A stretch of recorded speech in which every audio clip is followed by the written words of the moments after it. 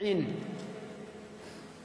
prophète alayhi salatu wassalam, il disait à Abu Bakr et à Omar, si vous voyez Ouais, une personne qui s'appelle Ouais, allez le voir et demandez-lui de demander pardon à Allah pour vous. Regardez, subhanallah.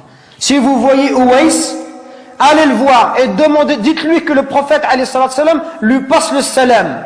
Dites-lui que le prophète lui passe le salam et demandez-lui d'invoquer Allah pour vous, qu'il demande à Allah de vous pardonner. Omar, toute sa vie, il l'a cherché. Wallahi, toute sa vie, Omar ibn Khattab, il a cherché Ouais al-Qarani.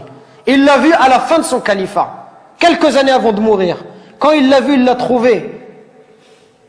L'histoire, elle est longue. Il lui dit, est-ce que c'est toi, Ouais? Ouais lui dit, non, qu'est-ce que tu me veux? T'es qui? Il dit, moi, je suis Omar ibn Khattab. Il dit, qu'est-ce qu'il y a? Et il lui dit, le prophète, il m'a dit tout cela, tout cela. Ouais, il commence à pleurer.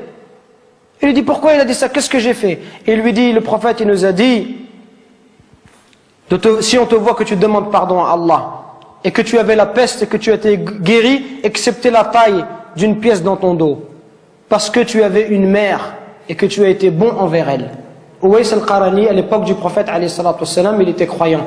Il n'est pas parti voir le prophète, il ne s'est pas déplacé. Pourquoi? Parce qu'il avait une mère, il ne voulait pas l'abandonner. Il voulait rester avec sa mère, subhanallah. Regardez, il voulait rester avec sa mère, il ne voulait pas la laisser toute seule. Pour ça, le prophète, alayhi salatu wassalam, a été informé par Allah Azza wa Jal que cet homme-là était un homme pieux.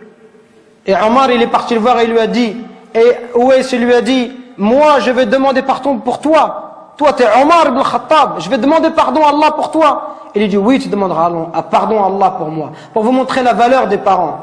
Allah, il nous interdit de faire de dire la moindre phrase. Le moindre mot. Fi, ça n'a aucun sens. Ça n'a pas de sens. Fi, c'est une onomatopée. C'est un son. C'est un mot qui est composé de 2 lettres. C'est le mot le plus petit en arabe. C'est pour vous dire que si tu n'as pas le droit de faire à ton père, celui qui fait des phrases entières et qui lui dit tu m'as jamais rien appris, tu m'as jamais rien donné, et qui se plaint, ça c'est encore pire. Regardez, à travers ce dua, on retrouve la miséricorde. Ceux qui bénéficient, qui doivent bénéficier de notre bon comportement et de notre miséricorde, ce sont nos parents en premier, notre père et notre mère. C'est eux qui doivent profiter en premier. Nous aujourd'hui avec les frères, on est masha'Allah. Un frère te dit viens, emmène-moi à Anvers, tout de suite tu l'emmènes à Anvers. Emmène-moi à Bruxelles, tu l'emmènes tout de suite. Par contre ton père te dit viens me rendre un service, tu lui dis j'ai pas le temps, ya abi, demain, après-demain. On n'est pas disponible pour nos parents, subhanallah. Regardez ce dua. Oh Allah, fais leur miséricorde comme ils m'ont élevé tout petit, subhanallah. Quand tu auras des enfants, tu vas comprendre, subhanallah. Quand ton fils il pleure la nuit, les parents ils dorment pas, peuvent pas dormir, subhanallah. Au moindre bruit de l'enfant, ils se réveillent.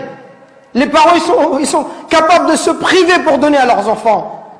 Ton père, combien de nos parents ils se sont levés, subhanallah, à 5 heures du matin, à 4 heures du matin. Ils ont fait même 2 travails, exprès pour pouvoir nous donner ce qu'eux, ils n'ont pas reçu. Exprès pour nous acheter des chaussures Nike ou nous acheter de la marque. Pour nous donner ce qu'eux, ils n'ont pas connu dans leur enfance. Eux qui sont venus à 13 ans ou 14 ans en France. Et nous, subhanallah, on n'est même pas capable de leur rendre tout ça. On doit être miséricordieux avec nos parents. On doit les aimer, leur montrer de l'amour. Quand ils sont vieux, on doit être auprès d'eux, leur accorder du temps. Mais nous, quand on est marié, on préfère notre femme, on préfère nos enfants. Même le pauvre, certain, si sa femme elle va se disputer avec ses parents, il va toujours prendre le parti de sa femme, subhanallah. Il va faire des cadeaux à sa femme, mais jamais à sa mère. Il va emmener sa femme, il va jamais emmener sa mère. Pourquoi est-ce qu'on est comme ça? Parce que notre cœur, il est devenu dur. Al-Hassan al-Basri, rahimahullah, le jour où sa mère elle est décédée, il pleurait. On lui dit, ya Hassan, t'es un imam et tu pleures. Comment est-ce que tu peux pleurer? Il dit, je ne pleure pas parce qu'ils sont décédés, je pleure parce qu'une des portes du paradis est fermée. Et c'est la même chose qu'on doit se dire. Et Wallah, c'est ce que je suis en train de me dire moi-même.